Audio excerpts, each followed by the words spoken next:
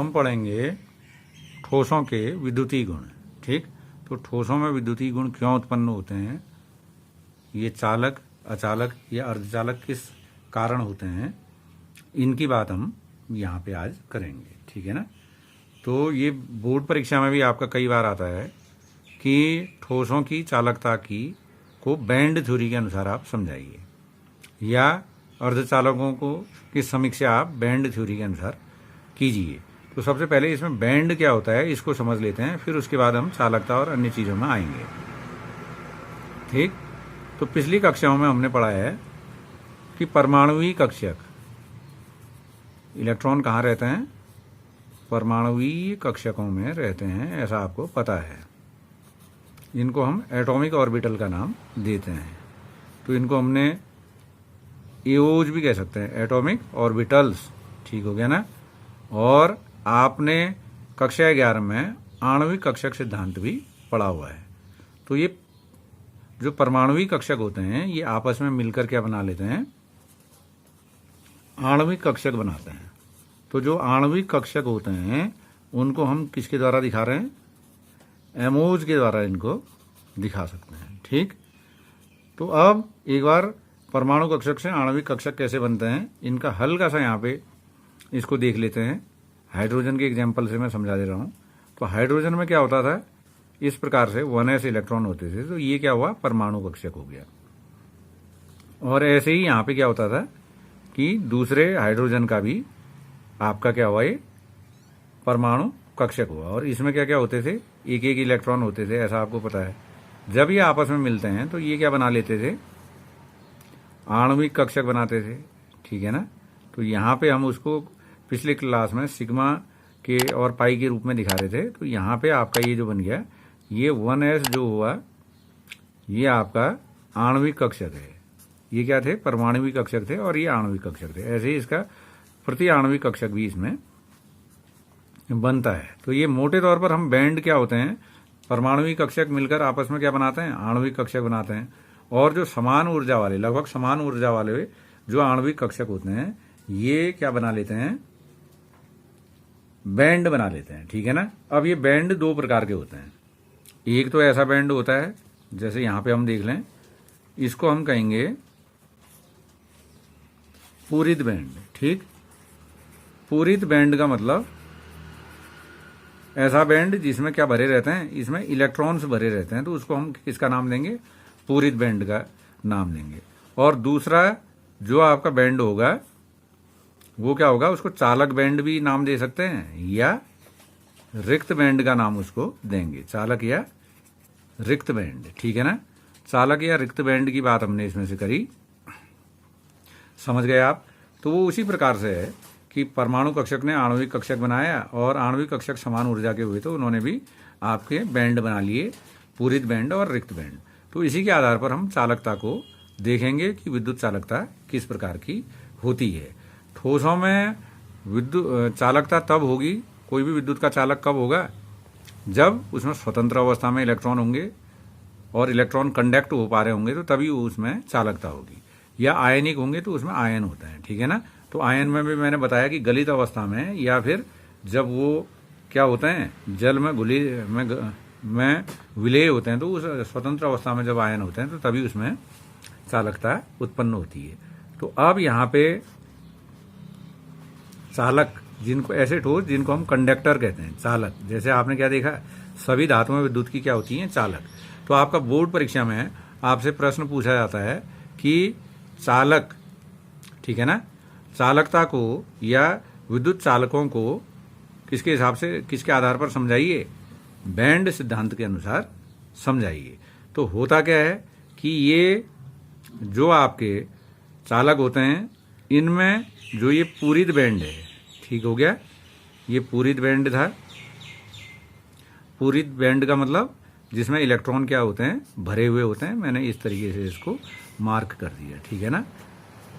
तो इसमें, तो इसका ये जो पूरित बैंड है, पूरित बैंड और आपका जो रिक्त बैंड होता है, इसमें चालकों में बिल्कुल भी अंतर इनमें नहीं होता है। ये एक दूसरे से ओवरलैप कर जाते हैं, अतिव्यापन इनका हो गया। ठीक है ना। ओवरलैप का मतलब एक का दूसरे के ऊपर अतिक्रमण कर लेना। तो यहां पे ये जो आपका क्या था, जिसको हम पूरित बैंड कह रहे, ये पूरित बैंड है, ठीक हो गया। तो पूरित बैंड और रिक्त बैंड, ये दोनों क्या हैं, ओवरलैप कर रहे हैं। ये अध्यारोपित हो गए, ये वाला जो पोजीशन है यहाँ पे एक दूसरे के ऊपर ये ओवरलैप कर जा रहे हैं। तो इसके कारण क्या हो रहा है, जितने इलेक्ट्रॉन पूरित बैंड में होंगे वो बिना किसी व्यवधान के कहाँ चले जाएंगे, रिक्त बैंड में चले जाएंगे। तो इलेक्ट्रॉन जब आसानी से पूरित बैंड से रिक्त बैंड में चले जाते हैं तो इस प्रकार की जो ठोस होते हैं वो क्या होते हैं, वो क्या होंगे, चालक होंगे या कंडक्टर होंगे। तो बात क्लियर हो गई ना, इसमें इलेक्ट्रॉन क्या हुए, इजीली आपके चले गए थे। अब हम अर्धचालकों की और अचालकों की, जिनको हम विद्युत रोधी भी कहते हैं, तो विद्युत रोधी की भी बात, पहले मैं विद्युत रोधी की बात कर लेता हूं। तो विद्युत रोधी की बात किस तरीके से करेंगे, अचालक कहें, इंसुलेटर कहें या विद्युत रोधी कहें, ठीक है ना। तो चालकता कब होती है, ये फंडामेंटल आपको पहले ही बता दिया गया है कि भाई जब इलेक्ट्रॉन फ्लो कर पा रहे होंगे। तो यहां पे ये आपका पूरित बैंड है, पूरित बैंड को मैंने काहे से दिखा रहा हूं, क्रॉस करके थोड़ा सा अंतर कर दे रहा हूं, ठीक है ना। तो इसमें क्या भरे हुए हैं, इलेक्ट्रॉन भरे हुए हैं, ऐसा आपको पता है। तो इसमें इलेक्ट्रॉन होते हैं, ठीक है। और यहां पे जो रिक्त बैंड और पूरित बैंड है, इसमें बहुत ज्यादा ऊर्जा का अंतर होता है। तो ये क्या है आपका, रिक्त बैंड। तो ये हो गया आपका रिक्त बैंड, ठीक है ना। और जो ये इन दोनों के बीच में अंतर है, यहां पे क्या है,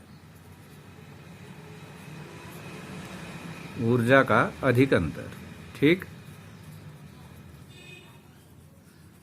तो इसमें होता क्या है कि जो इसके इलेक्ट्रॉन होते हैं ये पूरित बैंड से रिक्त बैंड में नहीं जा पाते, ठीक है ना। अगर हम इनको यहां से इधर ले जाने का प्रयास करें तो ये नहीं जा पाते हैं। तो इसी कारण क्या होती है, इनमें चालकता नहीं होती। इसको एक दूसरे सरल एग्जाम्पल से आप समझ सकते हैं कि बरसात के दिनों में आपने क्या करना है, एक नाला पार करना है, थोड़ा सा जगह है उसमें, और आप कूद के, जो कूदेगा वो तो पार चले जाएगा, और अगर नहीं कूद पाया तो कहाँ घुस जाएगा, वो नाले में।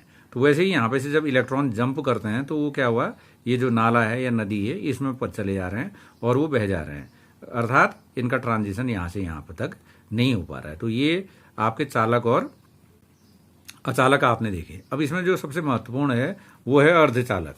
अर्धचालकों का अध्ययन इसलिए महत्वपूर्ण है क्योंकि आजकल जितने भी इलेक्ट्रॉनिक डिवाइसेज हैं उनमें हम अधिकांशतः किनका इस्तेमाल करते हैं, अर्धचालक का इस्तेमाल हम करते हैं। तो अर्धचालक के बारे में थोड़ा सा हम जानेंगे।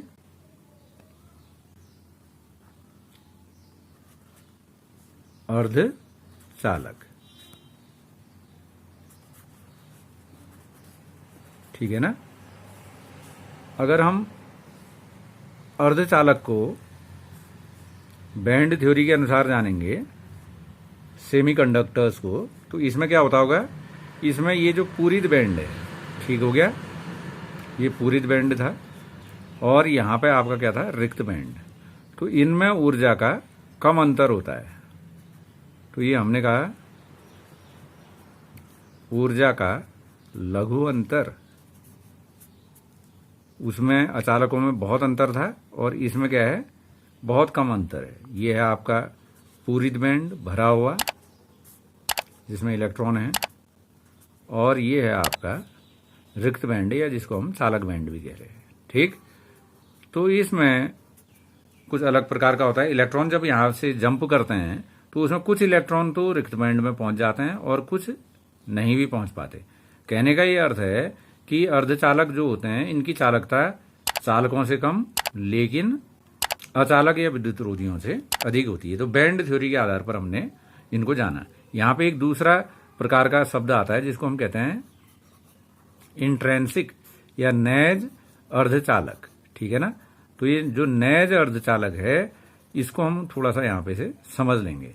तो वर्ग 14 के जो तत्व हैं इनको हम सेमीकंडक्टर्स के रूप में जानते हैं, ठीक। थोड़ा सा इसको, ये कई जगह आपका आता है पी टाइप, एन टाइप अर्धचालक, और इन चीजों के बारे में हम बात करेंगे। तो यहां पे कुछ शब्दों को हम समझ लेंगे। तो ये अर्धचालक कौन होते हैं, मुख्य रूप से वर्ग 14 के तत्व, elements of 14th group, carbon समूह के जो तत्व हैं वो उनको हम इसमें मानते हैं। तो वर्ग 14 में जो मुख्य तत्व हैं वो कौन कौन से हैं जो अर्धचालक के रूप में हम इस्तेमाल करेंगे? कार्बन तो है ही है, सिलिकॉन है और जर्मेनियम है, ठीक है ना। तो ये सिलिकॉन का और जर्मेनियम का हम सेमीकंडक्टर के रूप में इस्तेमाल करते हैं, ठीक है ना। इनमें आपको पता है कि इन सब में क्या होता है, जैसे कार्बन था तो कार्बन को आप कैसे दिखा रहे थे? इलेक्ट्रॉन के अनुसार 2 और 4, तो इसमें 4 स्वतंत्र इलेक्ट्रॉन है। लेकिन कार्बन की सहसंयोजकता भी कितनी होती है? 4। तो ये इस तरीके से कार्बन के क्या होते हैं? 4 ये कोवेलेंट बॉन्ड बनाता है। ऐसे सिलिकॉन भी बनाएगा, जर्मेनियम भी बनाएगा। तो इसमें स्वतंत्र इलेक्ट्रॉन नहीं रह पाएंगे, तो इनकी चालकता क्या होगी? कम। तो अब हमने ऐसी कोशिश करनी है कि इनकी चालकता को हम कैसे बढ़ाएं। तो अब इनको चालकता को बढ़ाने के लिए हम इनमें अशुद्धियां मिलाते हैं, अशुद्धियों को अपमिश्रित करना। तो अशुद्धियां कौन मिलाएंगे? दूसरे भी हम इसमें ठोस पदार्थ मिलाएंगे, तो उस प्रकार से आपकी ये चालकता इसमें आएगी। तो इसमें 2 प्रकार की चीजें होती हैं। सबसे पहले है इसमें इलेक्ट्रॉन धनी अशुद्धि। तो अगर हम इसमें 2 प्रकार के अर्धचालक होते हैं, पी टाइप के अर्धचालक और एन टाइप के अर्धचालक। तो यहाँ पे हम पहले जानेंगे, अगर हम क्या वर्ग 14 में या किसी भी सेमीकंडक्टर में क्या मिला रहे हैं? इलेक्ट्रॉन धनी अशुद्धि मिला रहे हैं। धनी का मतलब क्या है? सेठ जी है, समझ ही रहे आप। तो इसके पास इलेक्ट्रॉन क्या होंगे? एक्सेस मात्रा में होंगे। तो एक्सेस मात्रा में होंगे तो इसमें क्या होगा? जो वर्ग 14 में हम क्या करेंगे? वर्ग 14 में वर्ग 15 के तत्वों को मिलाएंगे, और ये तत्वों को मिलाने को ही एक दूसरा शब्द है जिसको कहा जाता है डोपन। समझ रहे हैं आप? तो डोपन को भी इसमें हम क्लियर हो लेंगे। तो इलेक्ट्रॉन धनी अशुद्धि को हम डोपित कर रहे हैं वर्ग 14 में। अगर हम वर्ग 15 को मिला रहे हैं तो डोपन। डोपन का मतलब किसी चीज को हम डिप कर रहे हैं, ठीक है ना। स्याही में हम क्या कर रहे हैं? अगर पेन को डिप कर रहे हैं तो आप समझ रहे हैं कि जो कम मात्रा में है उसको हम यहाँ पे डिप कर रहे होंगे। तो इलेक्ट्रॉन धनी अशुद्धि कब मिलेगी? वर्ग 15। तो वर्ग 15 के तत्व कौन कौन से होते हैं? आपको पता है ये नाइट्रोजन परिवार है, और इसमें डोपन के लिए हम मुख्य रूप से मिलाते हैं फास्फोरस और आर्सेनिक, ठीक है ना। फास्फोरस और आर्सेनिक को हम किसमें मिलाएंगे? वर्ग 15 को डोपित करेंगे किसमें? वर्ग 14 में। तो वर्ग 15 को हम किसमें डोपित कर रहे? वर्ग 14 में, जिसमें हम सेमीकंडक्टर के रूप में विशेषकर सिलिकॉन और जर्मेनियम जैसे पदार्थ ले रहे हैं। देखते हैं अब इसमें से कैसे कंडक्टिविटी बढ़ती है। ये हमने सिलिकॉन ले लिया, ठीक है ना। और सिलिकॉन आपका इस तरीके से, ये सिलिकॉन हमने ले लिया और इस तरीके से इसका ये स्थिति बढ़ते चले जा रही है। इसमें भी आपके क्या होंगे? सब में 4 इलेक्ट्रॉन हैं, संयोजी इलेक्ट्रॉन। तो ये 4 हमने इसमें बॉन्ड्स दिखा रहे हैं। अब यहां पे हमने क्या मिला दिया है? इसमें आर्सेनिक। वर्ग 15 के तत्व हैं, तो इसमें फ्री इलेक्ट्रॉन्स जो संयोजी इलेक्ट्रॉन होंगे वो कितने होंगे? 5 होते हैं, ठीक है ना। जैसे फास्फोरस होगा तो उसमें 15 है तो 2 8 5 है। नाइट्रोजन में 2 5 था, वैसे आर्सेनिक में भी आपके कितने होंगे? 5 वैलेंसी इलेक्ट्रॉन होंगे। तो आर्सेनिक में 4 तो इसने क्या बना दिए? बॉन्ड बना दिए, ठीक है ना। और ऐसे ही क्रिस्टल सिलिकॉन वगैरह आगे की ओर चलते चले जाएगा। तो यहां पे क्या होगा? फ्री इलेक्ट्रॉन आ जाएगा। ये क्या है? इलेक्ट्रॉन। ये किसके कारण? इलेक्ट्रॉन धनी अशुद्धि के कारण। तो यहां पे क्या हुआ? एक्सिस इलेक्ट्रॉन आपका आ जाता है, तो इसको हमने कह दिया ये इलेक्ट्रॉन है, ठीक है ना। तो ये किस प्रकार का अर्धचालक हो गए? तो तब इस प्रकार के जो अर्धचालक होते हैं उनको हम कहते हैं पी टाइप के अर्धचालक, ठीक है ना। तो ये पी टाइप अर्धचालक हो गए। फिजिक्स में भी आप इसको पढ़ेंगे। और एग्जाम्पल इसका क्या हो गया कि आपने सिलिकॉन में डोपित क्या? आर्सेनिक। समझ रहे हैं ना। तो यहां पे अगर हम उल्टा करेंगे तो नहीं हो पाएगा, क्योंकि आपने ये देखना है कि अगर हम ये कहते हैं, इन दोनों शब्दों को स्पष्ट हो लें, सिलिकॉन में डोपित तो आर्सेनिक का मतलब क्या है? सिलिकॉन का आपका जालक है और उसमें थोड़ी मात्रा में आर्सेनिक डाल रहे हैं। अगर उल्टा होता तो आर्सेनिक में डोपित क्या होता है? सिलिकॉन होता। तो ये हो गया आपका कौन सा? पी टाइप के अर्धचालक। याद करने के लिए बहुत सरल है। अगर इलेक्ट्रॉन धनी अशुद्धि हम मिलाएंगे तो किस प्रकार के अर्धचालक मिलेंगे? पी टाइप के। और एन टाइप के कब मिलेंगे? इलेक्ट्रॉन न्यून अशुद्धियां जब आपकी होंगी। तो अब ये एन टाइप अर्धचालक की बात हम यहाँ पे कर ले रहे। तो एन टाइप अर्धचालक कब मिलेंगे? जो दूसरे प्रकार की हम इम्प्योरिटी या अपमिश्रण मिला रहे थे, तो वो हुआ आपका इलेक्ट्रॉन, क्या कहना चाहिए, हाँ, इलेक्ट्रॉन न्यून अशुद्धियों द्वारा। तो आप यहां पे डोपन कर रहे हैं या अपमिश्रण कर रहे हैं इलेक्ट्रॉन न्यून अशुद्धियों का। तो यहां पे हम क्या करेंगे? ये कैसे प्राप्त होंगे? 14वें वर्ग में, जैसे अर्थात सिलिकॉन और जर्मेनियम में या कार्बन और सिलिकॉन में हम क्या मिलाएंगे? 14वें वर्ग में हम डोपित करेंगे 13वें